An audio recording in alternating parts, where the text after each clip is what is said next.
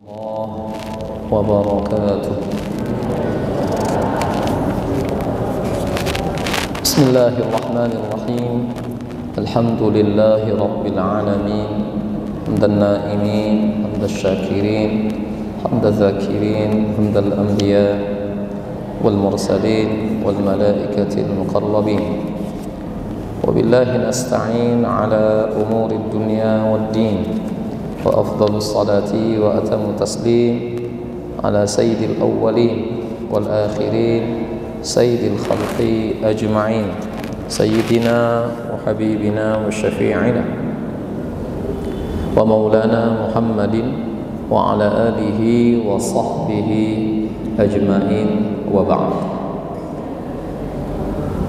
Untayan kalimat puja, puji dan syukur kita bersama kembali kita persembahkan kehadiran Allah Subhanahu wa ta'ala, diiringi dengan rangkaian salawat dan salam yang kita juga haturkan keharibaan junjungan anak baginda Muhammad Rasulullah sallallahu alaihi wasallam, keluarga dan para sahabat beliau radhiyallahu anhum wa ardahum ajma'in. Mudah-mudahan ta'lim kita, pengajian rutin kita di malam yang berbahagia ini yang kita buka dengan tahmid dan selawat, kiranya menuai curahan rahmat, ridho dan barakah yang melimpah dari Allah Subhanahu wa ta'ala. Amin ya rabbal alamin. Yang terhormat dan mulia, kepada jemaah sekalian, orang tua kami, bapak anda, ibunda, hadirin hadirat, hafizakumullah ta'ala wa ra'akum. Kajian fikih kita malam ini masih dengan tema dan bahasan seputar permasalahan amalan-amalan yang disunnahkan dan juga hal-hal yang menyebabkan kemakruhan dalam sholat berjemaah. Pada pertemuan kita di bulan lalu kita sampaikan bagaimana amalan-amalan yang disunnahkan dalam sholat berjemaah, di mana yang cukup penting menjadi perhatian bersama adalah menjaga kerapian shaf, menjaga kerapian shaf ya, dengan rapat dan lurusnya ya. Jadi itu diantara yang poin ya, penting kita sampaikan pada pertemuan di bulan lalu ya, menjaga kerapian shaf, sehingga diantara hal ya, atau ketentuan ya, yang dapat menimbulkan kemakruhan dalam sholat berjemaah adalah saat atau ketika shaf ini tidak tertata dengan rapi ya, tidak lurus dan juga tidak rapat ya, renggang. Nah, itu menimbulkan kemakruhan ya. Penting ya, karena untuk menjaga kerapian shaf tersebut, baginda Rasulullah mengingatkan kita ya, berulang kali ya, setiap kali mau sholat beliau ingatkan jemaah ya, para sahabat saat itu untuk menjaga kerapian dan lurusnya shaf mereka, seperti yang biasa diucapkan oleh imam yang tadi juga saya ucapkan sebelum kita sholat, sawu sufufakum fa inna taswiyatas shaf atau taswiyatas sufuf min tamamis shalah. Jadi kerapian shaf dengan menjaga lurus dan rapatnya dengan baik itu mengandung ya, dan memperoleh bentuk kesempurnaan ya, nilai kesempurnaan salat kita. Ini penting sekali. Itu kenapa baginda Rasul selalu mengingatkannya sebelum salat. Bahkan cukup banyak juga hadis ya yang mewanti-wanti tentang shaf yang tidak baik, yang tidak rapat dan lurus atau tidak rapi tersebut, itu dengan nada ancaman Rasulullah memberikan peringatannya, ya. Jadi baginda Rasul juga memberikan peringatan kepada shaf yang tidak rapat dan lurus dengan nada penuh ancaman, ya. Rasul bersabda di antara makna hadisnya, la tusawwunna sufufakum aw la yukhallifanna baina qulubikum aw kama qala sallallahu alaihi wasallam. Harus, ya, luruskan, ya, kamu sekalian hendaknya meluruskan shaf, kata Rasul, ya, menjaga kerapian shaf. Kalau tidak, Allah akan membuat hati kamu satu dengan lain itu berselisih, tidak akur, tidak kompak. Nah, jadi sampai seperti itu efeknya. Jadi efek shaf yang tidak dijaga dengan baik, ya, dijaga dengan rapi, itu menyebabkan hati, tautan hati kita satu dengan lain juga nggak baik jadinya. Jadi sampai efeknya kehubungan di antara kita, hubungan hati di antara kita terganggu, hubungan hati di antara kita dengan shaf yang tidak ditata dengan baik. Begitu maksud hadis yang tadi saya bacakan. Oke. Intinya ketika shaf tidak dijaga dengan baik, ya, kerapiannya, lurusnya, rapatnya terabaikan, maka termasuklah yang menimbulkan kemakruhan dalam sholat berjemaah kita, ya, shaf yang tidak lurus, ya, nggak lurus shafnya, ya, bengkok-bengkok lah begitu. Lurusnya shaf yang sudah juga kita singgung di pertemuan kita sebelumnya, itu acuan lurus shaf tumit, acuan, ya, standar, ya, lurusnya shaf itu tumit kita. Jadi samakan tumit kaki kita dengan tetangga kita, samakan, ya, tumitnya, posisi tumitnya, jangan kita lebih mundur atau lebih maju. Jadi sebenarnya kan simple dan sederhana untuk menjaga kerapian shaf itu, simple dan sederhana. Apalagi kita sekarang udah pakai sejadah. Zaman baginda Nabi mana pula sejadah macam begini, tanah saja begitu. Dan tak tahu saya, dan tak pernah saya dengar apa tanahnya digaris begitu. Tak ada dalam hadis yang saya tahu digaris tanahnya, nggak ada gitu. Kita udah ada ini, udah ada sejadah, udah bisalah kita terbantu untuk meluruskan shaf kita dengan sejadah ini, ya, dimana kalau kita masing-masing tumit kaki kita memijak ujung sejadah kita, ya, batasannya itu sejadah masing-masing di mana kita berdiri, kan sudah selesai masalah, ya. Jadi sebenarnya cukup simple dan sederhana menjaga kerapian shaf. Cukup kita pribadi-pribadi, ya, menjaga, memperhatikan lurus dan rapatnya shaf dengan tetangga kita, dengan di sebelah kanan kiri kita. Perhatikan tumit kita sejajar dengan tumit mereka yang di kanan kiri kita, tidak kita lebih maju, tidak juga lebih mundur.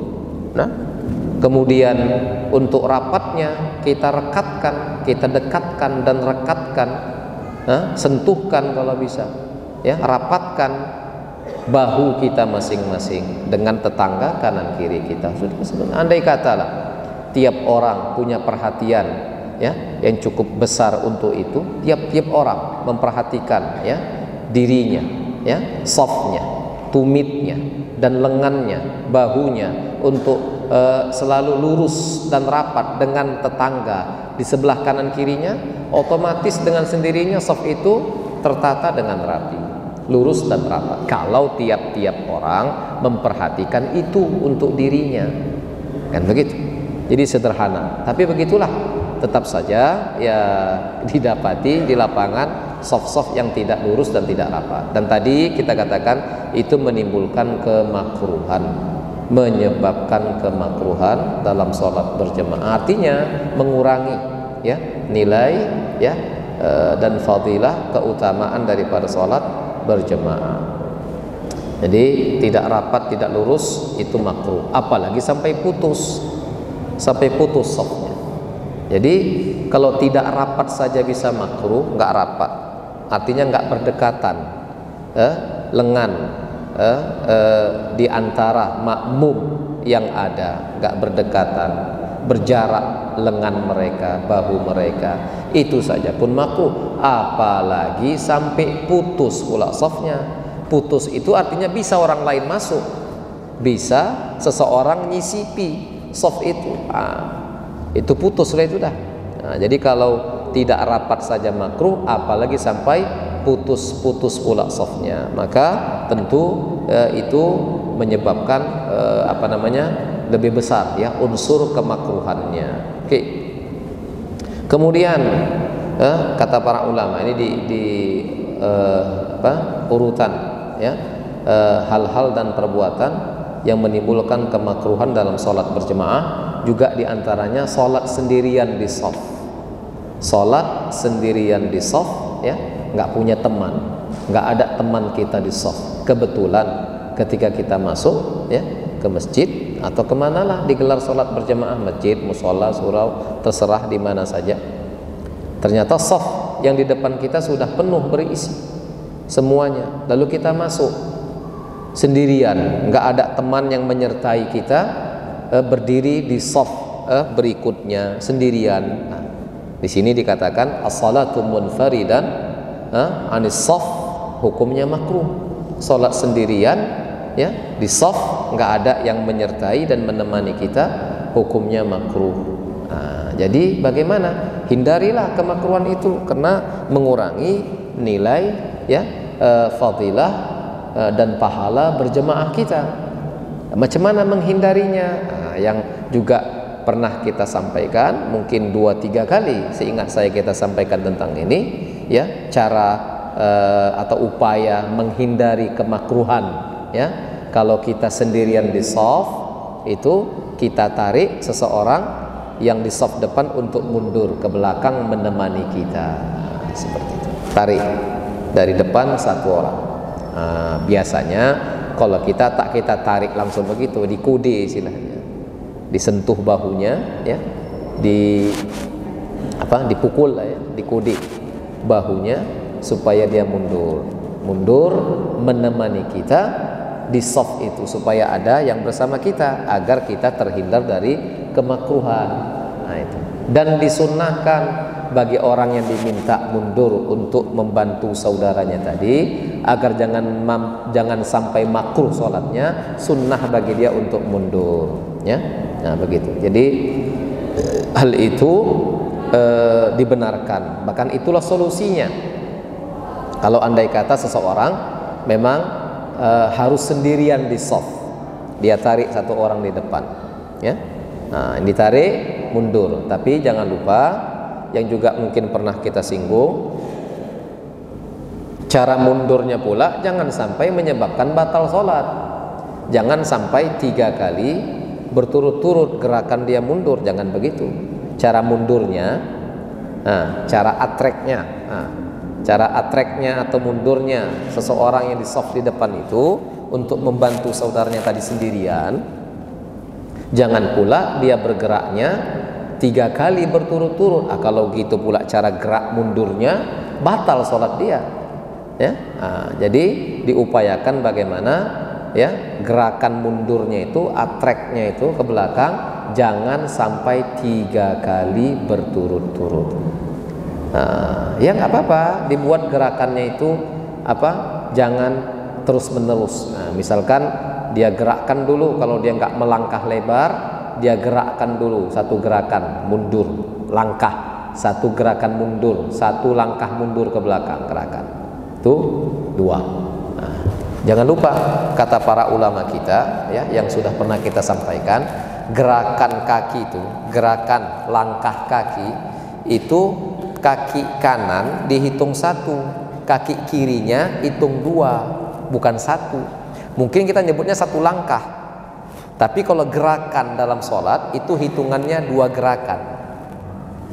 Gerakan kaki kanan, gerakan kaki kiri. Jadi itu hitung 2. Udah hitung 2 itu, udah dihitung 2. Jadi kalau gerakan dia mundurnya begini, batal sholatnya, karena 3 gerakan, 3 ayunan langkah kaki, batal. Jadi bagaimana? gerakan mundurnya jangan sampai menyebabkan batal sholatnya. Bagaimana? Yang batal tadi kita sebut berulang kali, 3 gerakan berturut-turut. Kalau sekedar 2 gerakan saja dengan tidak berturut-turut, nggak ada masalah. Misalkan 1, 2, berhenti dulu dia, berhenti kira-kira 4 detik, ya berhenti dalam durasi semisal bacaan subhanallah walhamdulillah wala ilaha illallah wallahu akbar. Berapa detik bacaan itu kira-kira?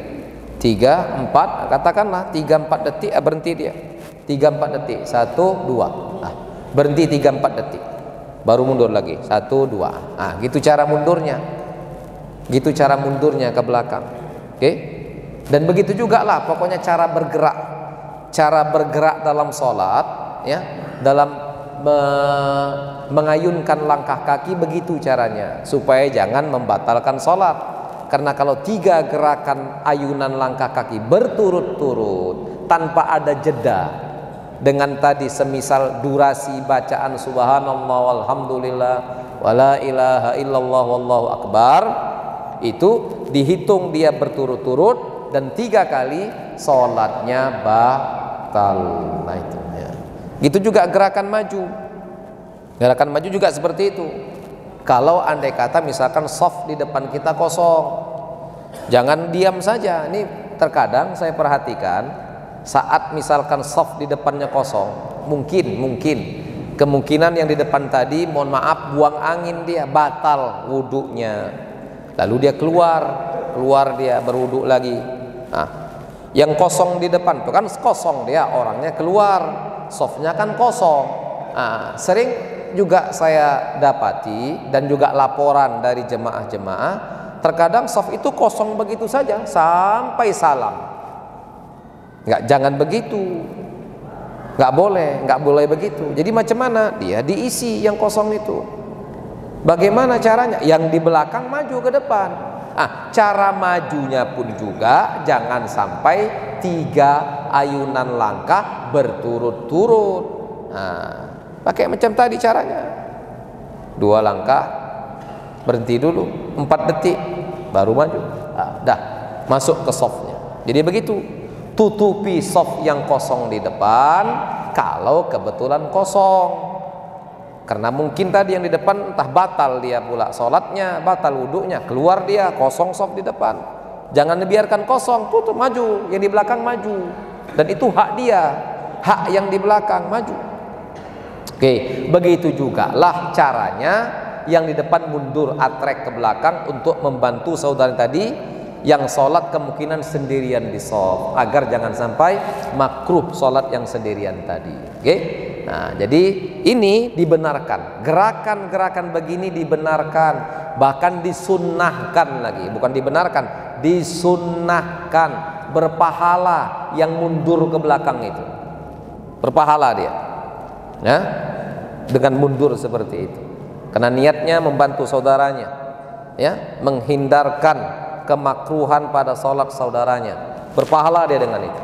Ya, bayangkan kalau membantu di luar sholat saja bisa pahalanya besar, apalagi membantu seorang dalam sholat untuk urusan sholatnya. Bayangkan macam mana pahalanya itu kira-kira.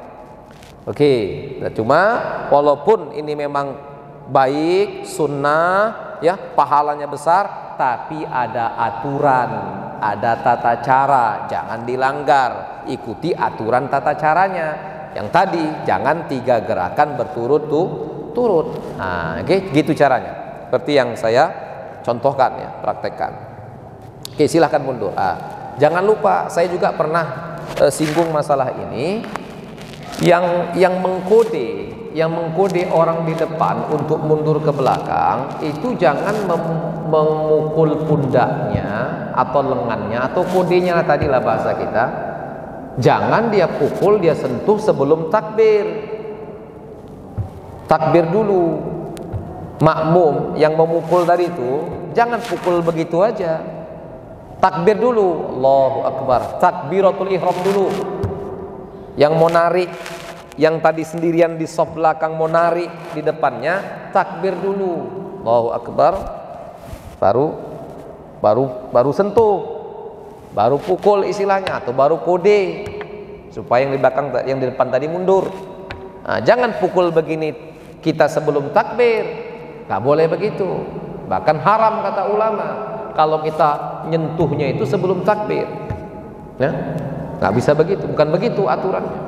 Takbir dulu, takbir ihram dulu, baru sentuh orangnya supaya mundur ke belakang. Ya, nah itu syaratnya, begitu ketentuannya kata ulama. Ya, nah kemudian ya tentu yang sama kita maklumi juga lah syarat untuk menarik seseorang ke belakang, ya, atau menyentuh tadi bahu atau lengannya. Di antara syaratnya juga kita yang ingin menarik orang dari depan ini menduga, kuat dugaan di kita kalau yang bersangkutan itu paham, mengerti dan menyetujuinya. Nah, itu jangan lupa. Kalau kira-kira yang disentuh tak paham, tak ngerti, jangan cari pasal namanya. Nah, jadi yang kira-kira juga lah. Kalau jemaah Baitur Rahman udah paham semuanya, udah ngerti deh itu. Tapi kalau kira-kira tengok, ya kan, bawaan pun bawaan preman baru tobat, jangan disentuh. Nanti noleh dia ke belakang, dijingkang nyawa nanti. Kau ganggu orang sholat kok katanya. Jadi itu juga syaratnya kata ulama.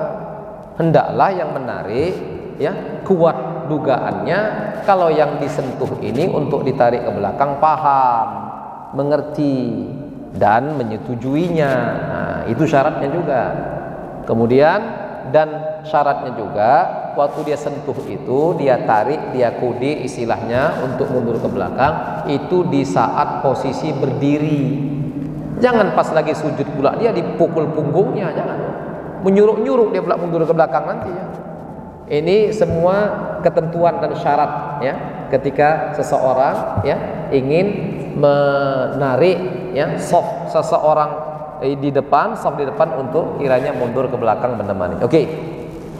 Begitu solusi, ya, dan kiat bagaimana menghindarkan kemakruhan sholat sendiri di soft, ya, tarik di depan. Kalau kira-kira nggak ada lagi yang datang untuk bersama kita, ya, sholat di soft baru tersebut.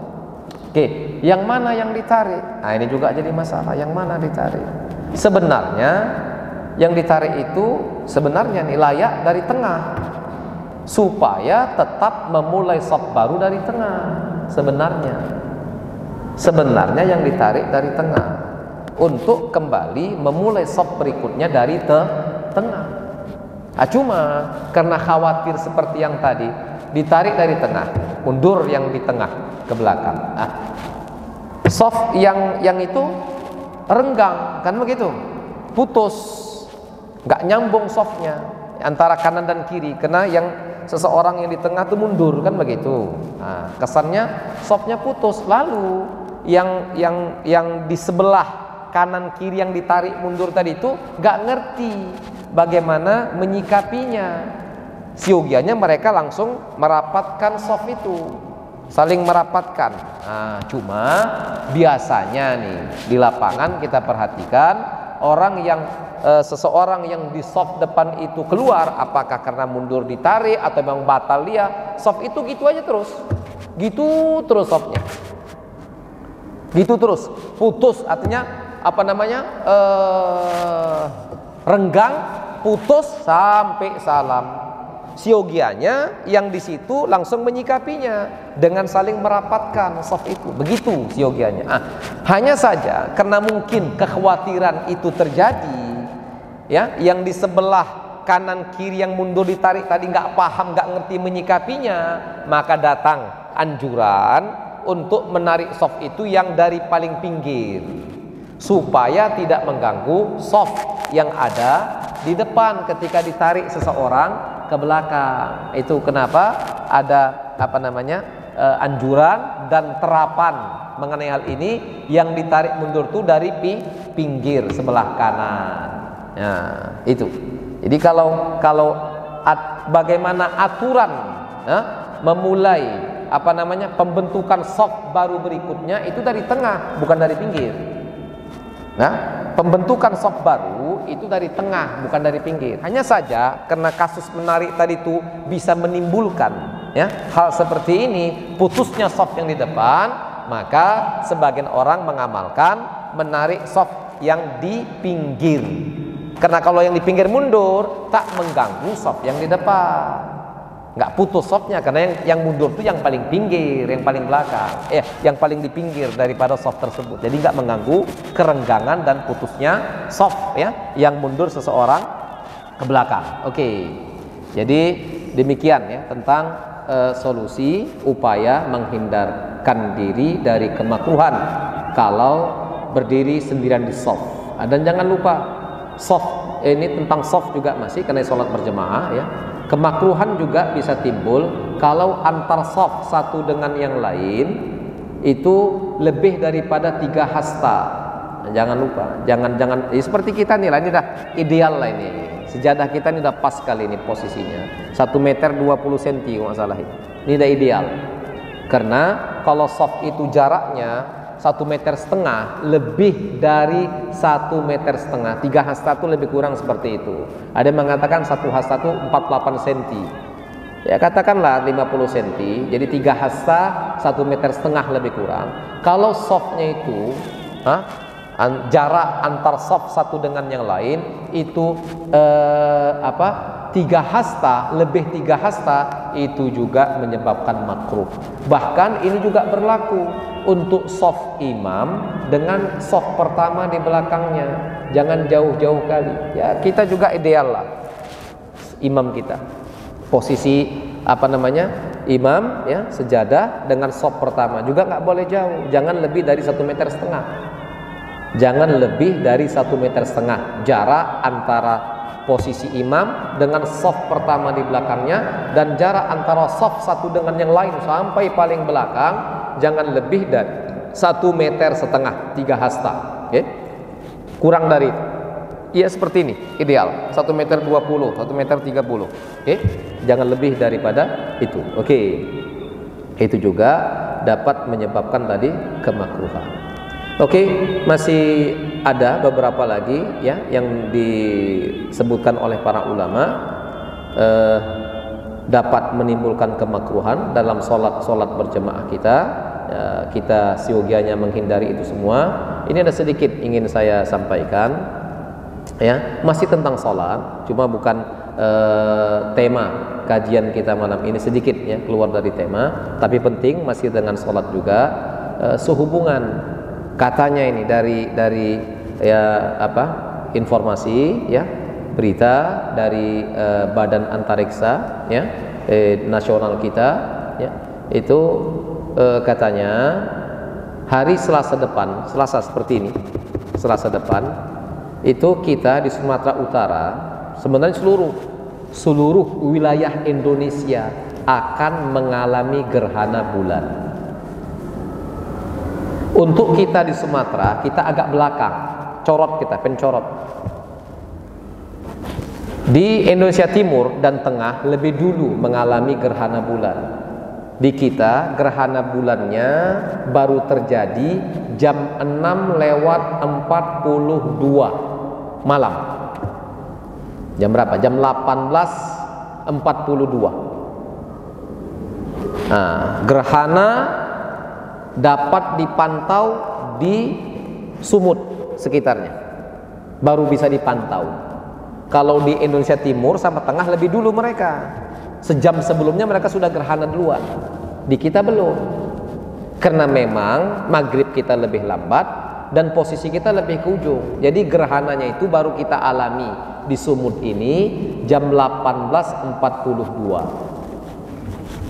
Dan sebagaimana kita maklumi, kalau terjadi gerhana, apakah matahari atau bulan, kita disunnahkan, dianjurkan dan disunnahkan oleh syariat untuk mengadakan sholat gerhana.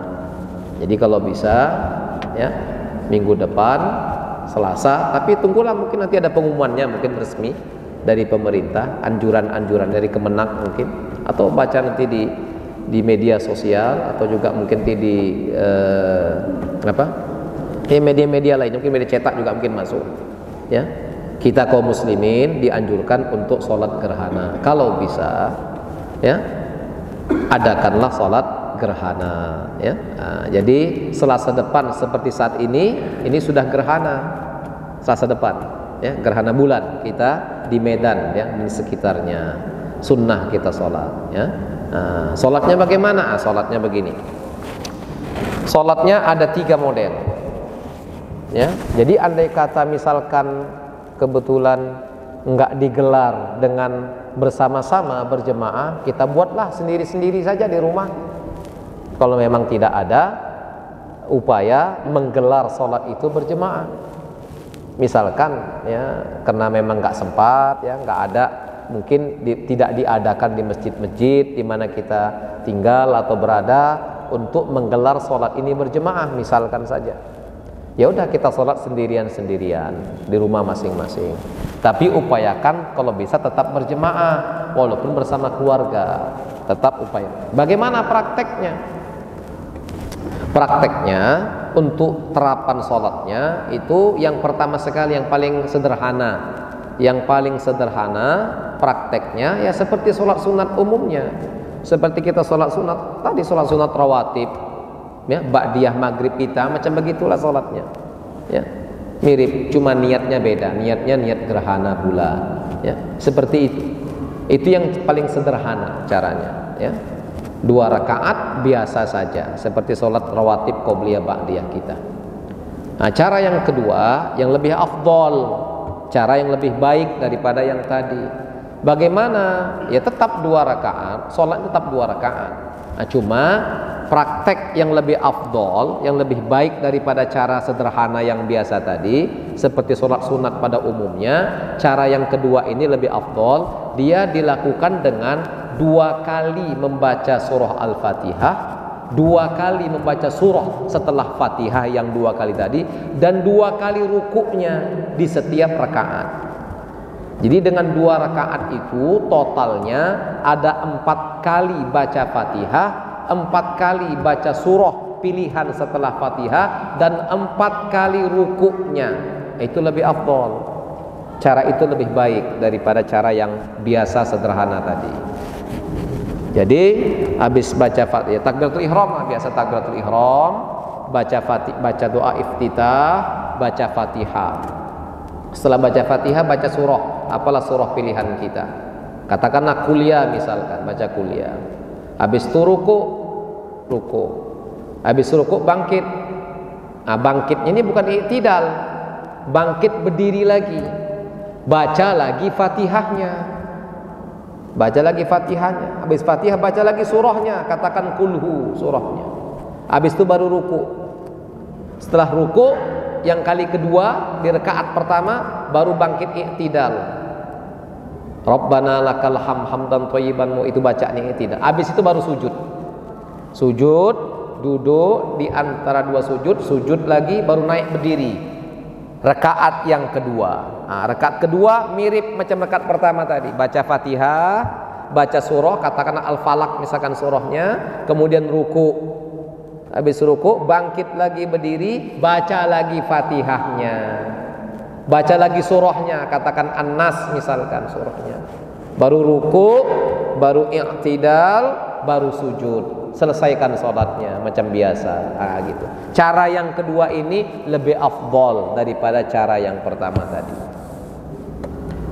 Nah, cara yang ketiga yang paling afdol dari kedua cara tadi. Bagaimana caranya? Sama. Cara yang ketiga sama dengan cara yang kedua. Begitu juga dengan membaca di seluruh 2 rakaatnya, total 2 rakaatnya 4 kali Fatihah, 4 kali surah setelah Fatihah, ya kan? Dan 4 kali ruku, masing-masing 2 ruku di tiap rakaatnya. Hanya saja bacaannya dipanjangkan. Di buku ini disebutkan kalau bisa di rakaat pertama setelah Fatihah yang pertama dibaca surah Al-Baqarah sampai habis. Kemudian, ya kan, setelah itu ruku, habis ruku bangkit lagi baca Fatihah. Habis Fatihah baca Ali Imran sampai habis. kemudian ruku, kemudian i'tidal, kemudian sujud macam biasa, naik rakaat kedua, baca Fatihah, habis itu baca An-Nisa sampai habis. Nah, setelah itu ruku, bangkit lagi berdiri, baca Fatihah, kemudian baca terakhir Al-Maidah sampai habis. Nah, begitu keterangan di buku-buku. Nah, atau sebanyak ayat surah Al-Baqarah. Kalau nggak apa Al-Baqarah, cari yang lain-lain, digabung-gabung surah sampai jumlahnya 200 ayatnya. Nah, itu begitu. Jadi memang siapnya ya bisa 5 jam sesuai proses gerhana. Kalau dulu begitu sholat Nabi. Jadi ketika gerhana berlangsung, Nabi dalam sholatnya sampai gerhana habis. Kenapa? Sholatnya mungkin berjam-jam, 3 jam, 4 jam ya. Bayangkanlah kalau ini dibaca Al-Baqarah, Ali Imran, An-Nisa, Al-Maidah, berapa jam kira-kira? Tak tahulah. Macam mana mau tahu, orang kita tak pernah ngamalkannya. Jangankan baca berdiri dalam sholat, baca duduk pun tak pernah mungkin kita. Al-Baqarah, Ali Imran, An-Nisa, Al-Maidah sekali duduk mungkin pun tak pernah. Saya pun tak pernah. Al-Baqarah, Ali Imran, An-Nisa, Al-Maidah sekali duduk. Duduk selesai 4 surah. Pernah Bapak kira-kira? Pernah? Ibu pernah? Sekali duduk ini selesai 4 surah. Begitu anjurannya katanya. Nah, pokoknya dipanjangkan. Kalaupun kita nggak mungkin begitu, nggak bisa seperti ya, dipanjangkan surah. Ya baca mungkin yang hafal Quran, baca Amma Yatasaalun, An-Nazi'at, Abasa wa Tawalla, Idza Syamsu Kuwirat mungkin, atau yang lain-lain lah. Baca Sabbihis yang sederhana, Hal Ata, Wal Fajr dan sebagainya. Dipanjangkan sedikit. Oke? Begitu afdolnya. Kemudian yang panjang di sini bukan bacaannya saja, termasuk saat rukuk dan sujudnya pun juga dipanjangkan katanya. Sujudnya lama, rukuknya juga lama. Kalau di kitab disebutkan sujud yang pertama kali itu seperti durasi bacaan 100 ayat sujudnya. Sujudnya 100 ayat. 100 ayat berapa menit itu kira-kira? Mungkin 20 menit. Sujud 20 menit yang pertama. Saya yakin tertidur semuanya yang salat. Nah, tapi begitulah keterangan, begitu di buku-buku begitu keterangannya. Oke?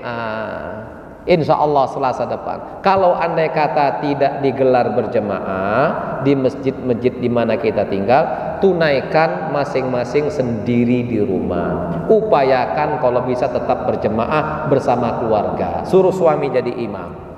Oke? Yang biasa saja modelnya mungkin. Ya ini jarang-jarang. Ya, ini apa namanya, kesunahan yang besar dalam agama kita. Nah, dan sunnahnya kalau bersama-sama, kalau artinya berjemaah, anjurannya nggak pun di masjid, di mana lah kira-kira kalau berjemaah disunnahkan setelah menggelar sholatnya, disunnahkan, dianjurkan untuk menyampaikan khutbah gerhana. Jadi khutbah macam khutbah Jumat, 2 kali khutbah, begitu sunnahnya. Oke? Nah, jadi kalau bisa dibuat di rumah, kalau nggak ada di masjid kita buat di rumah, ya. Suruh laki, bang, abang jadi khotib dulu, sampaikanlah, mau sampaikan apa, mau merepet lah situ, kami dengar. Nah, jadi ada khutbahnya, sunnah untuk menyampaikan khutbah selepas sholat gerhana tersebut, ya. Nah, mudah-mudahan ini informasi ini bisa menjadi apa namanya, sedikit pembekalan, ya, buat kita bagi yang ingin mengamalkan sholat. Dan ya inginlah, masa nggak ingin pula, ya, mempersembahkan sholat yang jarang-jarang kepada Allah seperti ini. Malu juga lawak nanti kan, pulang ke akhirat di buku catatan amal, ya mananya sholat gerhana kau, kata malaikat. Tak ada, seumur hidup tak pernah kau sholat gerhana. Walaupun sunnah lah ini, tak pernah kau buat sama Tuhan. Sholat gerhana, tak ada. Lihat, ya kita buatlah, kita praktekkan sekali-sekali seumur hidup, ya kan. Nah, walaupun tadi ya kita katakan dengan cara yang sangat sederhana sekali, tapi hadir kita. Kenapa? Itu anjuran dari Allah, syariat Allah, ya, yang apa? Yang menganjurkan kita untuk bagaimana menunaikan. Dan baginda Rasul dikatakan tidak pernah seumur hidup beliau, di masa beliau tidak pernah meninggalkan sholat gerhana ini ketika terjadi di saat hidup beliau, ya. Jadi beliau Rasulullah selalu menjaga amalan, ya, sholat gerhana ini. Apakah matahari juga bulan. Ini saja sampaikan kesempatan ini, insyaallah. Ya, nanti kita sambung lagi kajian kita di pertemuan kita yang lain. Terima kasih perhatian dan waktunya. Kita tutup dengan doa. Alhamdulillahirabbil alamin wassalatu wassalamu ala asyrafil anbiya wal mursalin sayyidina Muhammadin wa ala alihi wa sahbihi ajma'in. Rabbana taqabbal minna innaka antas samiul alim wa tub 'alaina innaka antat tawwabur rahim. Rabbana atina fid dunya hasanah wa fil akhirati hasanah wa qina adzabannar. Wa sallallahu ala sayyidina maulana Muhammadin nabiyil mursalin. Walhamdulillah rabbil alamin.